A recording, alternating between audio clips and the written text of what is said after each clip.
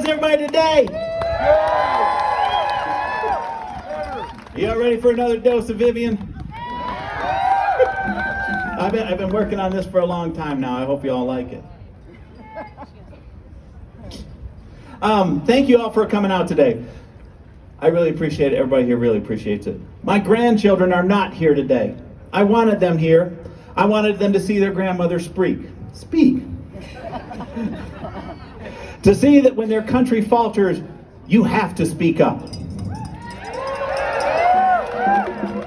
But their mother, my daughter-in-law, whom I love and respect dearly, said no, because she's afraid. She and her husband, my son, a police officer, were too afraid to let their children be here with us today.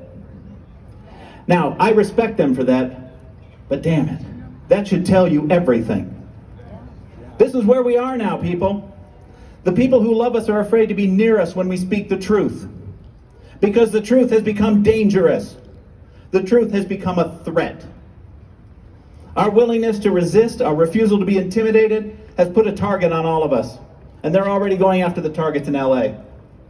Detaining labor union presidents and shooting non-lethal bullets at reporters.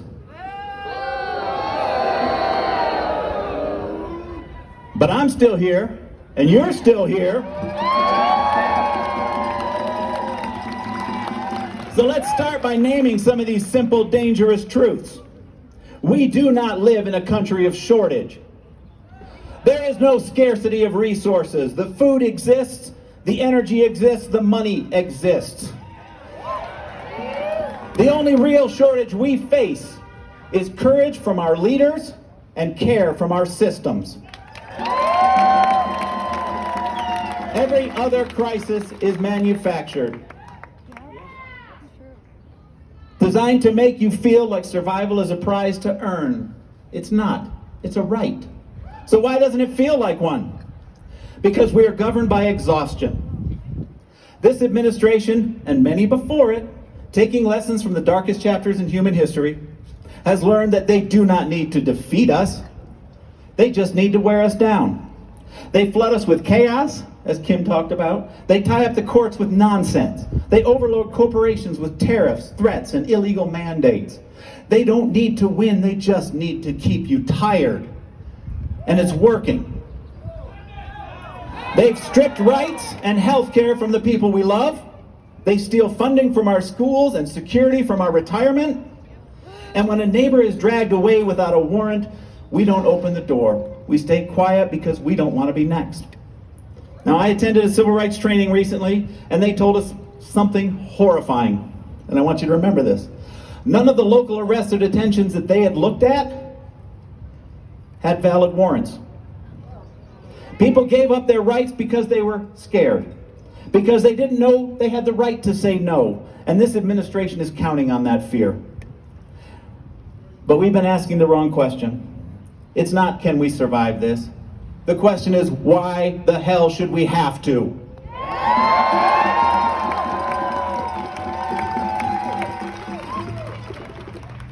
So let's name their strategy, scapegoating. They're going to blame immigrants. They're going to blame trans people. They blame protests in Gaza or funding in Ukraine or whoever their algorithm says you should hate today. Because they want to divide us, to make our pain personal and our anger aimless. Don't fall for it. Stop fighting over the washer and dryer while the house is burning down. It's time to admit the scale of this fire and act like it. Our survival depends on unity. We have to speak in one voice and carry one message, and stop letting us split us into arguments about who deserves to live with dignity. Because everybody does. So wear your stickers, your flags, your pronouns, your pride. Stand up to anyone who tells you you should be silent. Because if you don't show up in the light, they will rewrite the darkness to make you a villain. And while I'm naming truths, we all care about the sheep. But we must deal with the shepherd first.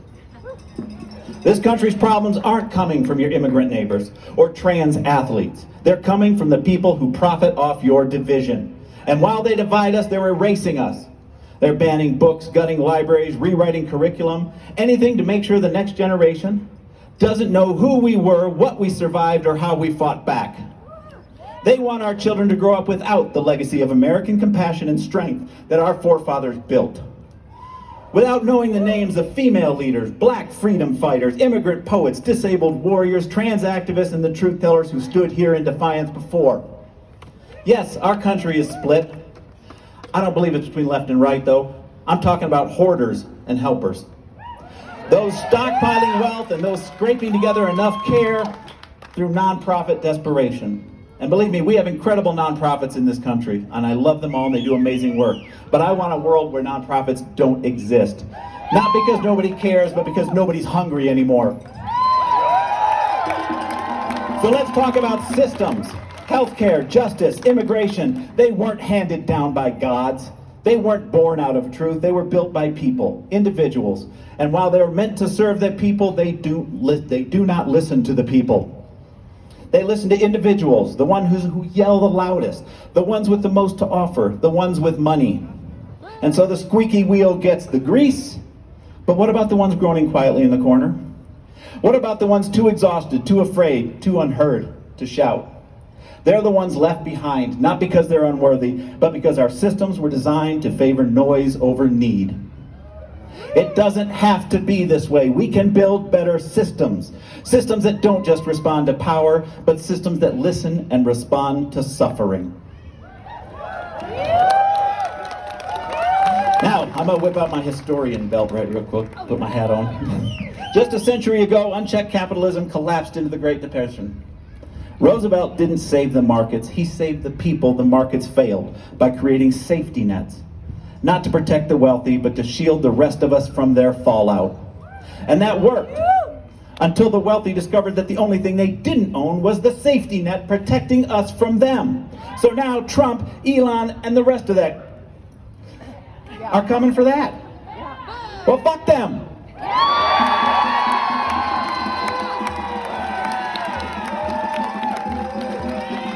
Now, I've done a lot of thinking about this, and Roosevelt's safety net was a good step, but he forgot one thing.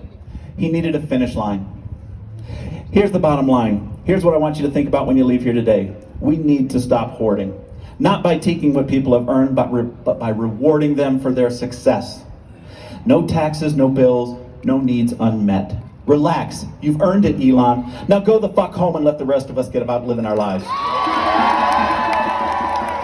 If we had a finish line, we wouldn't be dealing with Musk or Trump or the Koch brothers or Rupert Murdoch.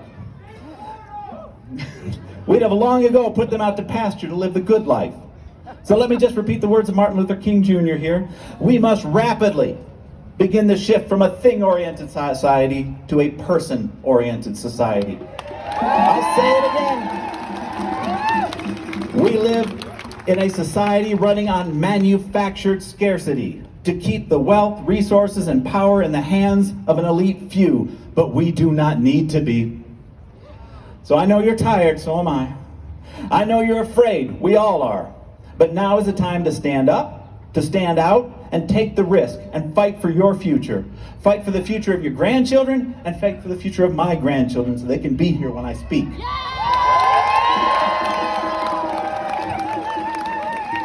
Your silence is what they are counting on, because fear is their tool. But we're Americans. Our forefathers fought for our freedoms, our right to live our lives openly, honestly, and to work as we saw fit to make them better. Thomas Paine once said, "The world is my country, all mankind are my brethren, and to do good is my religion." I'm gone with that. We've overcome a lot in the past 250 years, but I do believe it's time we updated our software and wrote new code. So yeah, no more kings, no more thrones, no more distractions. Today we start building what comes next, and we can do better. So thank you. Now, before I surrender my microphone, I'm going to reiterate, please stop by all the tables, find out how you can help, chip in, blah, blah, blah. But please use this moment in time to visit tables, find out how you can protect yourself, serve the community, and make a difference in this fight. I particularly want to meet and shake hands with every one of you that showed up today, and I want to thank you. Now, I have a table myself over here where I'm launching a new project that is a cultural preservation initiative. please stop by and say hello, and let's see if we can save our stories so that our administration doesn't erase us forever. Thank you for coming out. No kings, people.